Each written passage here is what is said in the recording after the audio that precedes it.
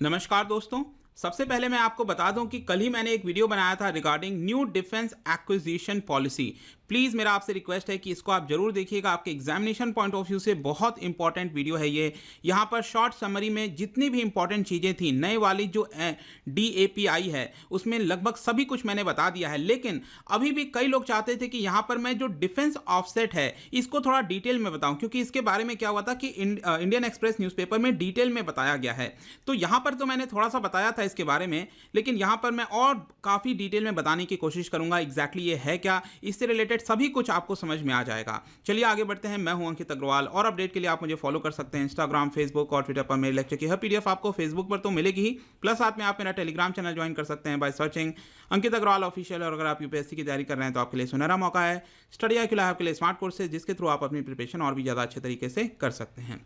तो सबसे पहले देखते हैं हुआ क्या है। देखिए, ये जो आपकी नई डिफेंस एक्विजिशन प्रोसीजर आया है, ध्यान रखिएगा, पहले इसका नाम हुआ करता था DPP, that is defence procurement procedure, लेकिन इस बार इसका नाम चेंज हो गया है। ये हो गया अब आपका डिफेंस एक्विजिशन प्रोसीजर 2020। सबसे पहली बार जो DAP है वो आपका रिलीज किया गया था 2002 में। तो और जो आपका ये वाला ऑफसेट वाला क्लॉज है ये 15 साल पहले आया था 2005 में। तो करीब 15 साल पुराना ये जो पर्टिकुलर ऑफसेट क्लॉज है जिसको हम डिफेंस ऑफसेट कहते हैं, यहां पर ये चेंज होने वाला है, क्योंकि ज्यादातर जो क्लॉज थे इसके अंदर इसको अब सरकार हटा रही है। तो इसके बारे में डिटेल से और जानेंगे। सबसे पहले समझते हैं कि डिफेंस ऑफसेट का मतलब क्या होता है। तो अगर आप इसको ध्यान से पढ़िए, यहां पर लिखा है कि it is an obligation by an international player to boost India's domestic defence industry. इसका सिंपल अर्थ यह है कि आपको पता है हमारे देश में काफी बड़े बड़े कॉन्ट्रैक्ट होते हैं सरकार के डिफेंस से रिलेटेड। अब हमारे यहाँ जो इंडस्ट्री है डिफेंस की वो बहुत ज़्यादा अच्छी नहीं है, अच्छा हालत नहीं है इस समय।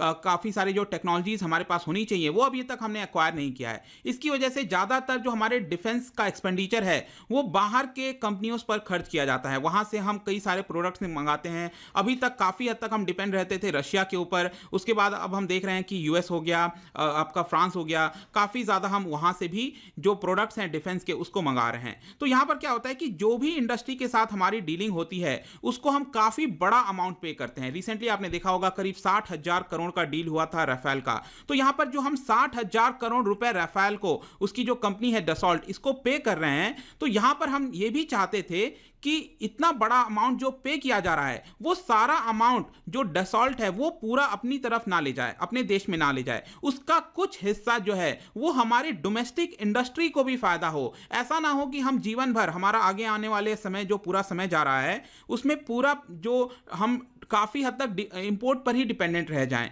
कहीं ऐसा तो नहीं होगा कि यहाँ पर हमारे पास जो टेक्नोलॉजी आनी चाहिए वो कभी आएगी ही नहीं। इसको देखते हुए सरकार चाहती थी कि हम ऑफसेट क्लॉज लगाएं। यहाँ पर इससे क्या होगा कि कुछ उसका पैसा, जैसे कि हम 60,000 करोड़ रुपए डिसॉल्ट को पे कर रहे हैं, यहाँ पर 50% का ऑफसेट क्लॉज है। इसका मतलब क्या हुआ कि 30,000 करोड़ रुपए जो डसॉल्ट है वो क्या करेगी, हमारे देश के अंदर खर्च करेगी, हमारे इंडस्ट्री के अंदर खर्च करेगी। क्योंकि जो राफेल एयरक्राफ्ट है उसको मेंटेनेंस के लिए काफ़ी हद तक इक्विपमेंट चाहिए, तो जो उसका इक्विपमेंट है वो सरकार चाहती है कि हमारे देश के अंदर ही बने। तो इसके लिए क्या होगा कि उसका कुछ पैसा, यहाँ पर 30,000 करोड़ रुपए, वो हमारे देश में ही खर्चा किया जा रहा है। तो ये जो खर्चा किया जा रहा है इतना अमाउंट, इसी को कहा जाता है ऑफसेट क्लॉज। मतलब कि सरकार ने ऑफसेट क्लॉज लगा दिया ताकि कुछ पैसा जो है वो हमारे देश में ही खर्चा हो। और यहाँ पर यह भी बोला जाता है कि इसकी वजह से जो टेक्नोलॉजी वगैरह है वो डसॉल्ट हमारे देश में ट्रांसफर कर सके।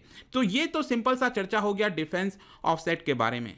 लेकिन रिसेंटली आपने देखा होगा CAG की रिपोर्ट आई थी जो कि पार्लियामेंट में प्रस्तुत किया गया था 23 सितंबर को। वहां पर CAG काफी ज्यादा क्रिटिकल हुआ था राफेल के जो ऑफसेट क्लॉज हैं उसको लेकर। CAG का मानना था कि अभी तक जो ऑफसेट क्लॉज को फुलफिल करना चाहिए वो अभी नहीं किया गया है, उस पर हम अभी नहीं जाते हैं। लेकिन हाँ, CAG ने ऑफसेट के बारे में कुछ इंपॉर्टेंट चीजें कही थी, जैसे कि इसका 3 मेन ऑब्जेक्टिव होता है डिफेंस ऑफसेट का। वो क्या है? पहला है कि यहां पर पार्शियली कंपनसेट करना फॉर अ सिग्निफिकेंट आउटफ्लो। जो इतना बड़ा पैसा हमारा डिफेंस के जो आपका एक्सपेंडिचर पर जाता है बाहर के देशों में, उसका कुछ पैसा जो है वो हमारे देश के अंदर ही खर्चा किया जाए, ये एक मेन मकसद होता है। दूसरा, यहां पर CAG का कहना है कि जो टेक्नोलॉजी है वो भी हमारे देश में आ सके, जो कि मैंने आपको पहले ही बता दिया। इसके अलावा adding capacities and capabilities of domestic industries, हमारे भी जो डोमेस्टिक इंडस्ट्रीज हैं उनके अंदर भी कैपेबिलिटी आए डिफेंस के प्रोडक्ट को मैन्युफैक्चर करने के लिए। अब इसको देखते हुए जो ऑफसेट के प्रोविजंस हैं उसको कैसे फुलफिल किया जा सकता है इस तरह की कंपनी कंपनीज के द्वारा। जो डसॉल्ट है वो किस तरह से चीज़ों को कर सकती है, तो यहाँ पर ये 2-3 चीज़ें और कही गई हैं सीएजी के द्वारा। एक है आपका रिवर्स परचेज करना। कहने का मतलब है कि डिफेंस से रिलेटेड जो इक्विपमेंट्स हैं उसका जो परचेसिंग कर रहा है वो डसॉल्ट क्या करे, वो बाहर के देशों से ना करे, वो हमारे देश के अंदर ही जो लोकल इंडस्ट्रीज हैं उससे परचेस कर ले। इसी को रिवर्स परचेस कहा जा रहा है। दूसरा है यहाँ पर एक्सपोर्ट को ऑर्डर करना। यहाँ पर जैसे कि भारत के अंदर कोई एक्सपोर्ट का ऑर्डर आया तो उसका भी मैन्युफैक्चरिंग देश के अंदर हो। रिवर्स परचेस को आप इसको इस तरह से भी देख सकते हो कि डसॉल्ट हम क्या कर रहे हैं, हम डसॉल्ट से राफेल खरीद रहे हैं और डसॉल्ट क्या कर सकता है, हमारे देश से कुछ खरीद के बाहर ले जा सकता है, तो इसको भी रिवर्स परचेस के तौर पर आप देख सकते हो। इसके अलावा यहां पर किस तरह से मदद कर सकता है, जो ऑफसेट क्लॉज है, जो सप्लायर है वो हमारे लोकल इंडस्ट्री में इन्वेस्ट कर सकता है, रिसर्च एंड डेवलपमेंट में इन्वेस्ट कर सकता है, ऐसा सीएजी का कहना है। अब हम जानते हैं थोड़ा सा और डिटेल में कि ये जो पॉलिसी है वो कब इंट्रोड्यूस की गई। जैसा मैंने आपको बताया था 2005 में ये पहली बार पॉलिसी आई थी और ये पॉलिसी लाया गया था by the recommendation of Vijay Kelkar committee. आपके एग्जाम पॉइंट ऑफ व्यू से काफी इंपॉर्टेंट हो सकता है, पूछ सकता है कि ये जो पॉलिसी है वो कौन से कमिटी के आधार पर लाई गई थी, तो विजय केलकर ध्यान में रखिएगा। और जो पहला ऑफसेट कॉन्ट्रैक्ट था किसी फॉरेन के मैन्युफैक्चरर के साथ वो हमने तय किया था 2007 में, तो 2005 से ये पॉलिसी हमारे देश में आ गई थी। अब यहां पर बात करते हैं कि किस तरह से जो ऑफसेट का ऑब्लिगेशन है वो फॉरेन जो कंपनी है वो किस तरह से फुलफिल कर सकती है। ऑल्दो सीएजी ने थोड़ा बहुत कहा था, लेकिन मैं आपको बता दूं 2012 में डिफेंस मिनिस्ट्री का प्रॉपर एक नोट आया था, उसमें बताया गया था कि जो फॉरेन वेंडर है वो किस तरह से अपना ऑफसेट का क्लॉज फुलफिल कर सकता है। आई होप कि आप समझ रहे होंगे। जैसे कि इस केस में क्या हुआ था, राफेल के केस में, कि यहां पर 60,000 करोड़ की डील थी, तो यहां पर डसॉल्ट को क्या करना था, 30,000 करोड़ रुपए वो हमारे देश में ही खर्चा करना था। तो ये 30,000 करोड़ किस प्रकार से खर्चा कर सकता है, तो इसको डिटेल में बताया था डिफेंस मिनिस्ट्री की एक नोट में 2012 में। एक है डायरेक्ट परचेस करना, हमारे देश के अंदर ही जो भी डिफेंस से रिलेटेड कोई इक्विपमेंट है, चीजें हैं, उसको डायरेक्टली हमारे देश से ही परचेस कर ले। दूसरा है यहां पर किसी भारत के एंटरप्राइज के साथ एक ज्वाइंट वेंचर कर ले। जैसे कि ये काफी ज्यादा न्यूज में रहा था अनिल अंबानी की कंपनी को लेकर कि यहां पर जो डसॉल्ट है वो किसी इंडियन कंपनी के साथ, और डसॉल्ट ने लेट मी टेल यू बहुत सारी करीब 30 से ज्यादा जो कंपनीज हैं भारत की उनके साथ कॉन्ट्रैक्ट की थी, उसमें से अनिल अंबानी की भी एक कंपनी थी। तो यहां पर किसी ज्वाइंट वेंचर कर ले देश की कंपनी के साथ, और जो फॉरेन डायरेक्ट इन्वेस्टमेंट है इसके तौर पर भी ये जो 30,000 करोड़ है वो खर्चा किया जा सकता है। देखिए जो 30,000 करोड़ मैं बार बार कह रहा हूं, मैं एक एग्जांपल के तौर पर ले रहा हूं ताकि आपको चीजें समझ में आ सके। अब ये मत सोच लेना कि सिर्फ जो ऑफसेट क्लॉज है वो सिर्फ राफेल के ऊपर है, ये सभी चीजों के ऊपर है जहां पर सरकार ने ऑफसेट क्लॉज लगाया है। इसके अलावा और कैसे फुलफिल किया जा सकता है, यहां पर ट्रांसफर ऑफ टेक्नोलॉजी काइंड के टर्म्स में, जैसे कि कोई टेक्नोलॉजी की वैल्यू है यहां पर 10,000 करोड़ रुपए, तो 10,000 करोड़ के जो टेक्नोलॉजी है वो डसॉल्ट क्या कर सकती है, भारत को ट्रांसफर कर सकती है। इससे क्या होगा कि आगे चलकर हम अपने देश के अंदर ही राफेल जैसे एयरक्राफ्ट को यहां पर मैन्युफैक्चर कर सकते हैं। इसी को ट्रांसफर ऑफ टेक्नोलॉजी कहा जाता है, टीओटी कहा जाता है। इसके अलावा यहां पर क्या हो सकता है कि इक्विपमेंट की सप्लाई कर दे, डायरेक्टली जितने का भी ऑफसेट क्लॉज है उतना का इक्विपमेंट हमारे देश को सिंपली सप्लाई कर दे, वो भी फुलफिल कर सकता है। इसके अलावा और क्या हो सकता है, यहां पर जो गवर्नमेंट की कंपनीज हैं, जैसे कि आपने डिफेंस रिसर्च डेवलपमेंट ऑर्गेनाइजेशन के बारे में सुना होगा, डीआरडीओ, इनको भी यहां पर जो क्रिटिकल टेक्नोलॉजीज होती हैं, इंपॉर्टेंट टेक्नोलॉजीज होती हैं, वो भी ट्रांसफर किया जा सकता है डसॉल्ट के द्वारा या फिर किसी भी वेंडर के द्वारा जो कि डिफेंस का कॉन्ट्रैक्ट लिया है सरकार के साथ। तो ये सारे मेथड होते हैं दोस्तों जिसके थ्रू यहां पर चीजें की जा सकती हैं। लेकिन इसके अलावा भी मैं आपको बता दूं, ये आपके एग्जाम में आ सकता है कि डिफेंस मिनिस्ट्री ने अपने नोट में यहां पर एक बैंकिंग और मल्टीप्लायर जैसे ऑफसेट का भी जिक्र किया था। अब ये बैंकिंग और मल्टीप्लायर क्या होता है, बहुत ही सिंपल है, इसको ध्यान से सुनना। देखो सपोज मैं कहता हूं कि डसॉल्ट को अभी यहां पर राफेल का डील नहीं मिला है, अभी भारत सरकार मैं कहता हूं सपोज यूएस के साथ भी चर्चा में है, रशिया के साथ भी चर्चा में है, और जो डसॉल्ट है फ्रांस की कंपनी उसके साथ भी चर्चा में है। तो डसॉल्ट को ऐसा लगता है कि यार आगे चलकर मुझे ये कॉन्ट्रैक्ट मिल जाएगा डिफेंस मिनिस्ट्री से, भारत की डिफेंस मिनिस्ट्री से, तो मैं क्या करता हूं कि पहले से ही यहां पर जो ऑफसेट का क्लॉज है वो पहले ही फुलफिल करने लग जाता है। मतलब अभी उसको डील मिला नहीं है, लेकिन वो क्या कर रहा है, पहले ही भारत के अंदर वो इन्वेस्टमेंट चालू कर दिया है, एफडीआई के टर्म्स में कोई फैक्ट्री सेटअप कर दी है भारत के अंदर। तो क्या होता है कि सपोज मैं कहता हूं कि डसॉल्ट ने पहले ही 10,000 करोड़ का ये जो जो खर्चा है वो भारत के अंदर कर दिया है, एक इंडस्ट्री सेटअप कर दी है, मतलब 10,000 करोड़ उसने एफडीआई के टर्म्स में निवेश कर दिया है भारत में। तो अब क्या होगा, सपोज यहां पर 60,000 करोड़ का डील मिला दसॉल्ट को, इसमें से 30,000 करोड़ ऑफसेट हो गया, मतलब 30,000 करोड़ उसको भारत के अंदर ही खर्च करने हैं। तो अब यहां पर क्या होगा कि पहले ही उसने 10,000 करोड़ खर्च कर लिए थे, तो एक तरह से उसको क्रेडिट मिल जाएगा बैंक की तरह, और आगे चलकर उसको सिर्फ 20,000 करोड़ का ही खर्च करना है। इसी को बैंकिंग ऑफसेट कहा जाता है, ये डिफेंस मिनिस्ट्री ने लाया था। तो ये तो आपको समझ में आ गया। बाकी मल्टीप्लायर क्या होता है, देखिए मल्टीप्लायर इसमें क्या होता है कि अगर जो डसॉल्ट है वो एमएसएमई के साथ, ठीक है, जो छोटी इंडस्ट्रीज होती हैं उनके साथ मिलकर कोई काम करता है, तो आपको पता है कि भारत सरकार एमएसएमई वगैरह को काफी ज्यादा बढ़ावा देना चाहती है क्योंकि एम्प्लॉयमेंट जनरेशन होता है।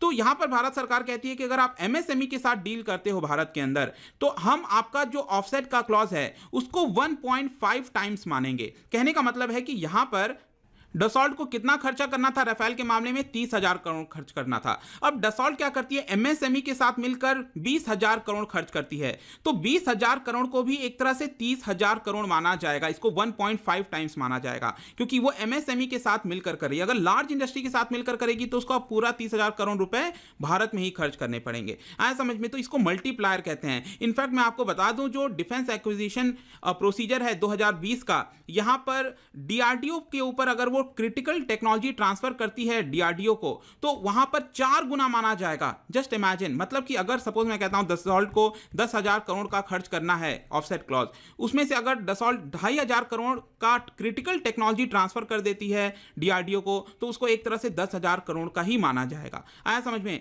तो यही होता है बेसिकली मल्टीप्लायर्स वगैरह। आई होप कि ये सारी चीजें आपको समझ में आ गई होंगी। अब दोस्तों, अब हम आते हैं कि यहां पर क्या सरकार ने नए वाले पॉलिसी में पूरी तरह से ऑफसेट को हटा दिया है, ऑफसेट का जो क्लॉज है, मतलब कि जैसे कि अब इस केस में हम क्या देखते हैं कि भारत सरकार ने डसॉल्ट के साथ डील की थी और 30,000 करोड़ का ऑफसेट उसको यहां देश के अंदर ही खर्च करना था, 30,000 करोड़ रुपए। तो क्या अब से ये खर्च नहीं करना पड़ेगा? देखिए ऐसा नहीं है, पूरी तरह से नहीं हटाया, लेकिन ज्यादातर जगह से जहां पर डीलिंग होती है, जैसे कि गवर्नमेंट टू गवर्नमेंट कॉन्ट्रैक्ट हो गया, यहां पर सिंगल वेंडर के साथ जब हम कॉन्ट्रैक्ट करते हैं, या फिर जो इंटर गवर्नमेंटल एग्रीमेंट है, जैसे कि राफेल का जो 36 फाइटर जेट का एग्रीमेंट था, ये इंटर गवर्नमेंटल एग्रीमेंट था। तो इस केस में, इन 3 केस में यहां पर जो ऑफसेट का क्लॉज है वो हटा दिया गया है। ध्यान रखना, ये 3 चीज याद रखना कि इन 3 चीजों में से जो ऑफसेट का क्लॉज है वो हटा दिया गया है। बाकी जितने भी डील होते हैं, जैसे मल्टी आपका वेंडर वाला डील होता है, जैसे कि सिंगल वेंडर में क्या है, एक ही सिंगल बाहर की कंपनी के साथ हम डील कर रहे हैं तो उसको सिंगल वेंडर कहते हैं। अगर हमारा डिफेंस का एग्रीमेंट किसी 3-4 मल्टी वेंडर के साथ मिलकर है तो उसको मल्टी वेंडर डील कहते हैं। तो मल्टी वेंडर वाले में और बाकी सारी चीजों में ये 30% का ऑफसेट क्लॉज जारी होगा। मतलब कि अगर हम उसको 10,000 करोड़ का कॉन्ट्रैक्ट दे रहे हैं किसी कंपनी को जो कि मल्टी वेंडर वाली कंपनी है, ठीक है, बहुत सारे कंपनीज के साथ मिलकर कर रहे हैं, तो यहां पर इन कंपनीज को क्या करना पड़ेगा, 3,000 करोड़ रुपए भारत में ही खर्च करने होंगे। वो पूरा 10,000 करोड़ रुपए भारत से बाहर नहीं ले जा सकता है, अपने देश नहीं ले जा सकता। 3,000 करोड़ भारत में ही खर्च करने होंगे और उसके बाद उसको जो प्रॉफिट होगा फिर वो ले जा सकता है। आया समझ में? तो यही चीज है आपका ऑफसेट क्लॉज। तो यहां पर 3 चीजों में हटाया गया है, याद रखना, बाकी चीजों में अभी भी ये रहेगा। लेकिन आप एक तरह से मान के चलो कि ये इररिलेवेंट हो गया, मतलब कि ज्यादातर जो आपके ऑफसेट थे वो इन्हीं में होते थे, अब इसको सरकार ने हटा दिया है, तो इसका मतलब ज्यादातर चीजों से ये हट चुका है। तो ये हटाया क्यों गया, ये मैंने कल भी बताया था अपने डिफेंस एक्विजिशन प्रोसीजर वाले वीडियो में।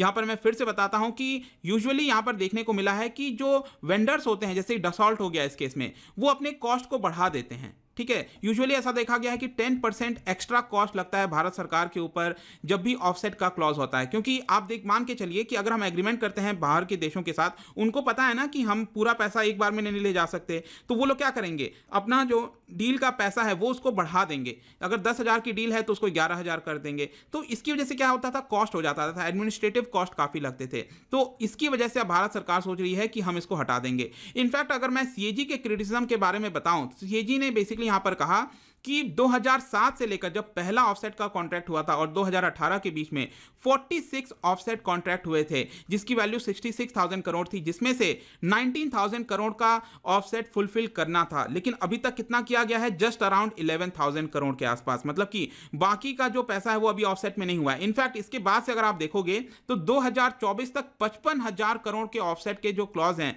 वो फुलफिल करने हैं। सीएजी का मानना है कि अभी लग नहीं रहा इस तरह से कि इतना बड़ा अमाउंट का ऑफसेट क्लॉज जो है वो फुलफिल किया जाएगा। तो सीएजी इसको लेकर काफ़ी ज़्यादा क्रिटिकल रहा है कि जो ऑफसेट का क्लॉज अभी तक चलता था वो सही से नहीं हो पाया। इनफैक्ट मैं आपको बताऊं तो सीएजी का ये भी कहना है कि जो इसका मेन एम था कि जो हाई क्रिटिकल टेक्नोलॉजीज होती हैं वो भारत के अंदर आएंगी ऑफसेट की वजह से, उनमें से अभी तक एक भी ऐसे केस में नहीं देखा गया है जहां पर जो टेक्नोलॉजी है वो ट्रांसफर किया गया हो भारत की इंडस्ट्रीज पर। तो ये भी एक काफ़ी चिंताजनक स्थिति है, जिसकी वजह से यहां पर सरकार ने सोचा कि ऑफसेट का जो क्लॉज है उसको हम हटाते हैं, इससे कोई बहुत ज़्यादा बेनिफिट नहीं हो रहा है। इनफैक्ट यहां पर इसकी वजह से जो कॉस्ट है वो आपका बढ़ जाता है।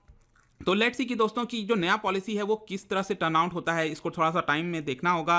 बट आई होप कि यहाँ पर जितने भी लोगों को इसके बारे में डाउट्स था, डिटेल में मैंने यहाँ पर चीज़ों को समझा दिया है। आई होप कि ये वीडियो आपको पसंद आया होगा। अगर आप मुझसे इकोनॉमी पढ़ना चाहते हैं, कोई कोर्स परचेज करना चाहते हैं, आप स्टडी IQ ऐप पर जा सकते हैं। किसी भी इंक्वायरी के लिए आप मुझसे डायरेक्टली इंस्टाग्राम पर जुड़िए, यहाँ पर मैं डेली एक MCQ डालता हूँ, आप स्टोरीज में जाकर प्ले कर सकते हो। मिलता हूँ आपसे next time. Till then thank you very much, see you soon.